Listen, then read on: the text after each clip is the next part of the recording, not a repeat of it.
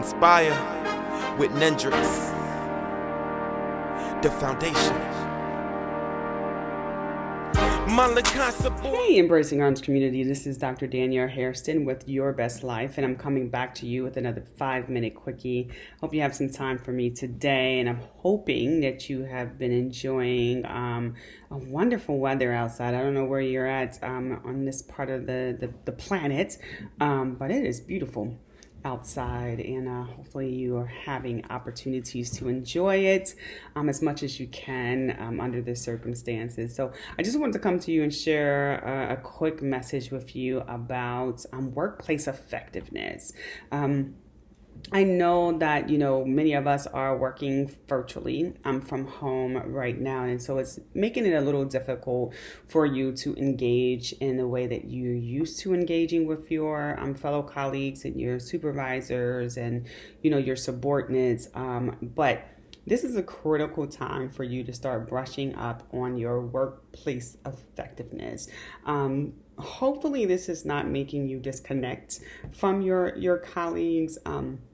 But use this time to start thinking about how you are trying to be creative and innovative with engaging more with your colleagues. One of the things that I do notice with colleagues is that when they're struggling and they're stressed, they don't want people in their business, so they're not going to tell you about it, right? So they'll just kind of fight through the struggle and stress in silence. And I get that. I understand that. Everyone doesn't need to be in your business, and everyone doesn't deserve that much information about your business. But this is a good time to find a confidant or someone within your organization that you can just say, hey, I'm struggling with something and I need some coaching around how I can not struggle with this thing, because I feel like it's impacting my work. I think just having a conversation with someone goes a long way in your ability to engage with your colleagues and be effective in your work.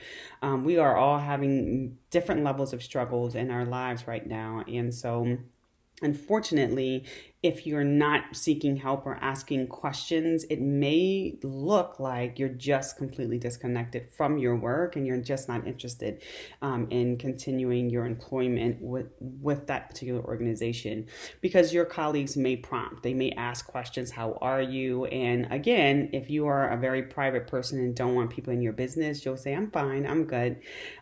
Take the time to have that conversation, candid, open conversation about how you are faring, what things that your leadership, your subordinates, your colleagues can do to help you thrive in your workplace. So it's just like having open communication.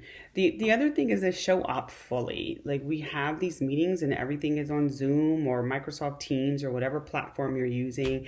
And sometimes we don't show up fully. We're distracted. We got everything else going on. Our mind is on something else. We're checking emails.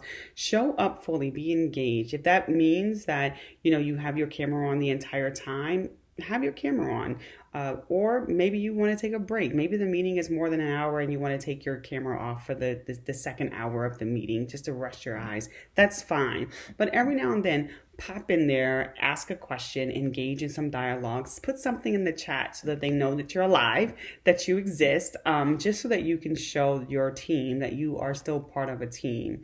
So that's another challenge that we have, because we tend to keep our cameras off, and so that's less engagement. And the other thing is, like, every now and then shoot out an email to a colleague, just having some open dialogue, or just schedule a meeting with them, a phone meeting. Maybe that's what you prefer.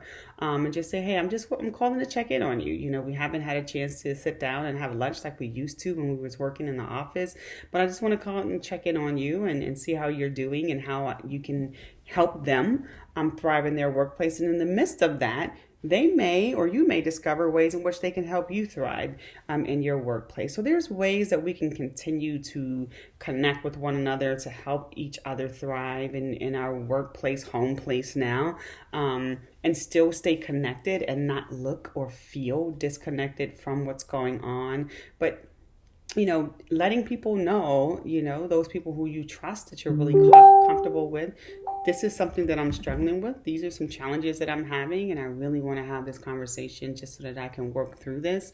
Engage in those Zoom meetings. Just put something in the chat box.